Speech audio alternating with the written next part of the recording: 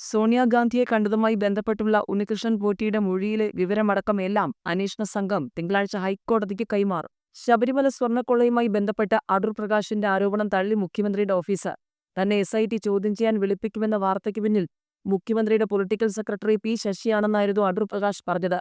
SIT ചോദ്യം ചെയ്യാൻ വിളിപ്പിക്കുമെന്ന വാർത്തയ്ക്ക് പിന്നിൽ പി ശശിയാണെന്ന ആരോപണം വാസ്തവവിരുദ്ധമാണെന്ന് മുഖ്യമന്ത്രിയുടെ ഓഫീസ് അറിയിച്ചു.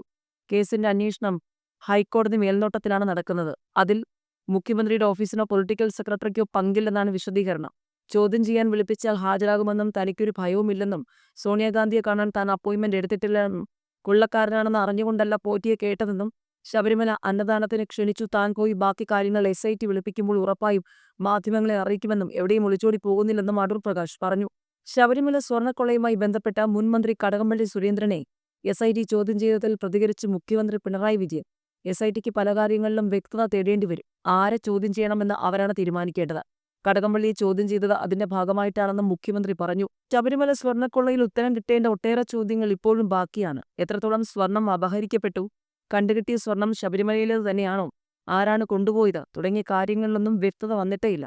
ഇതൊരു ആസൂത്രിത കൊള്ളയാണെന്നും കുറ്റകരമായ ഗൂഢാലോചന നടന്നിട്ടുണ്ടെന്നും പ്രത്യേക അന്വേഷണ സംഘം കൊല്ലം വിജിലൻസ് കോടതിയിൽ നൽകിയ റിപ്പോർട്ടിൽ വ്യക്തമാക്കുന്നുണ്ട്. ശബരിമല ശ്രീകോവിലിന്റെ വാതിൽ, കട്ടിള, ദ്വാരപാലക ശില്പങ്ങൾ എന്നിവയിൽ നിന്നും സ്വർണം കവർന്ന കേസിന്റെ അന്വേഷണം CBIയെ ഏൽപ്പിക്കണമെന്ന കേന്ദ്ര ഇന്റലിജൻസ് ബ്യൂറോ. കേസിന് അന്തർ സംസ്ഥാനവും അന്തർദേശീയവുമായ ബന്ധങ്ങൾ ഉള്ളതിനാൽ യഥാർത്ഥ വസ്തുത പുറത്തുവരണമെങ്കിൽ CBI അന്വേഷണം വേണമെന്നാണ് ശുപാർശ. സംസ്ഥാനത്തു നിന്നുള്ള റിപ്പോർട്ട് ഡയറക്ടർ ജനറൽ ഓഫ് ഇന്റലിജൻസിനാണ് നൽകിയത്. നിലവിൽ ഹൈക്കോടതിയുടെ മേൽനോട്ടത്തിൽ പ്രത്യേക അന്വേഷണ സംഘമാണ് കേസ് അന്വേഷിക്കുന്നത്. അതിനാൽ CBI അന്വേഷണം ആവശ്യപ്പെടുന്ന IV റിപ്പോർട്ട് സംസ്ഥാന പോലീസ് മേധാവി ഹൈക്കോടതിക്ക് കൈമാറുമെന്നാണ് വിവരം. സ്വർണ്ണക്കൊള്ളയ്ക്കൊപ്പം കള്ളപ്പണ ഇടപാടും നടന്നിട്ടുണ്ടാകാമെന്ന് കരുതുന്നതിനാൽ EDയുടെ അന്വേഷണവും IB മുന്നോട്ട് വയ്ക്കുന്നുണ്ട്. ശബരിമല കേസിലെ അന്താരാഷ്ട്ര മാനങ്ങളെക്കുറിച്ച് ഹൈക്കോടതി പ്രകടിപ്പിച്ച ആശങ്കയുടെ അടിസ്ഥാനത്തിലാണ് IB പ്രാഥമിക വിവരശേഖരണത്തിന് തയ്യാറായത്. ദേവസ്വം ബോർഡ് ഭാരവാഹികളിലേക്ക് അന്വേഷണം നീങ്ങുന്നുവെന്ന് വന്നപ്പോഴാണ് കേസ് അന്വേഷണത്തിന്റെ ഫയലുകൾ വേണമെന്ന ആവശ്യവുമായി ED ആദ്യം റാന്നി കോടതിയെ സമീപിച്ചത്. എന്നാൽ അവ നൽകേണ്ട എന്നായിരുന്നു റാന്നി കോടതിയുടെ ഉത്തരവ്. തുടർന്ന് ED ഹൈക്കോടതിയിൽ അപേക്ഷ നൽകി. കൊല്ലം വിജിലൻസ് കോടതിയെ സമീപിക്കാനായിരുന്നു ഹൈക്കോടതിയുടെ ഉത്തരവ്. ഇതിന്റെ അടിസ്ഥാനത്തിൽ വിജിലൻസ് കോടതിയിൽ ഹർജി നൽകിയ ED കേസ് വിവരം കൈമാറണമെന്നുള്ള ഉത്തരവ് സമ്പാദിച്ചിട്ടുണ്ട്. ഫയലുകൾ കിട്ടിയ ശേഷം സ്വർണ്ണക്കൊള്ള കേസിലെ സാമ്പത്തിക ഇടപാടുകളുമായി ബന്ധപ്പെട്ട് ED കേസ് രജിസ്റ്റർ ചെയ്യും. ശബരിമലയിലെ സ്വർണ്ണക്കൊള്ളയുടെ വ്യാപ്തി വരുന്നെന്ന പ്രത്യേക അന്വേഷണ സംഘം കൊല്ലം വിജിലൻസ് കോടതിയിൽ നൽകിയ റിപ്പോർട്ടിലാണ് ഇക്കാര്യം പറയുന്നത്.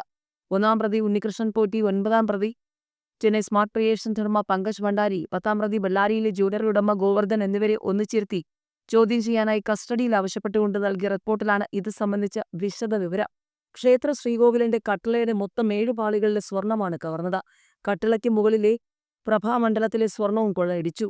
കട്ടിളപ്പാളികൾക്ക് മുകളിലുള്ള ശിവരൂപം, വ്യാളിരൂപം എന്നിവയിൽ പൊതിഞ്ഞ സ്വർണവും നഷ്ടപ്പെട്ടു. ഇത് ചെന്നൈയിലെ സ്മാർട്ട് ക്രിയേഷൻസിൽ എത്തിച്ചാണ് വേർതിരിച്ചത്. പ്രതികൾ ഹാജരാക്കിയ സ്വർണത്തേക്കാൾ കൂടുതൽ സ്വർണം കണ്ടെത്താനുണ്ടെന്നും അതിനായി അന്വേഷണം തുടരുകയാണെന്നും റിപ്പോർട്ടിൽ പറയുന്നു. ശബരിമല ശ്രീകോവിൽ വാതിൽ കട്ടിളയിൽ ഘടിപ്പിച്ചിരിക്കുന്ന ദശാവതാരങ്ങൾ ആലേഖനം ചെയ്തിരിക്കുന്ന 2 ചെമ്പ് പാളികളിൽ നിന്നും സ്വർണം നഷ്ടപ്പെട്ടു. കട്ടിളയുടെ മുകൾപ്പടി ചെമ്പ് പാളിയിൽ രാജചിഹ്നം ആലേഖനം ചെയ്തിരിക്കുന്ന 2 ചെമ്പ് പാളികളിൽ നിന്ന് കട്ടിളയ്ക്ക് മുകളിൽ പതിച്ചിട്ടുള്ള പ്രഭാമണ്ഡല പാളിയും ശ്രീകോവിലിലെ ദ്വാരപാലക ശില്പപ്പാളികളിലും അതിന് തെക്കുവടക്കും മുകുലകളിലുള്ള പില്ലർ പാളികളിലും ഉണ്ടായിരുന്നത്. അങ്ങനെ സ്വർണം നഷ്ടപ്പെട്ടത് ഇവിടെ നിന്നൊക്കെയാണ്. സ്മാർട്ട് ക്രിയേഷൻസ് ഉടമ പങ്കജ് ഭണ്ഡാരി ഹാജരാക്കിയ 109 ഗ്രാം സ്വർണം, ബെല്ലാരിയുടെ ജ്വല്ലറി ഉടമ ഗോവർദ്ധൻ ഹാജരാക്കിയ 474 ഗ്രാം സ്വർണം എന്നതാണ് തിരിച്ചു കിട്ടിയ സ്വർണം. തിരിച്ചു കിട്ടിയതിനേക്കാൾ എത്രയോ സ്വർണം ഇനിയും കിട്ടാനുണ്ട്. ഇനി എന്തൊക്കെ നഷ്ടമായിട്ടുണ്ട്? ചോദ്യങ്ങൾ തുടരുക തന്നെയാണ്.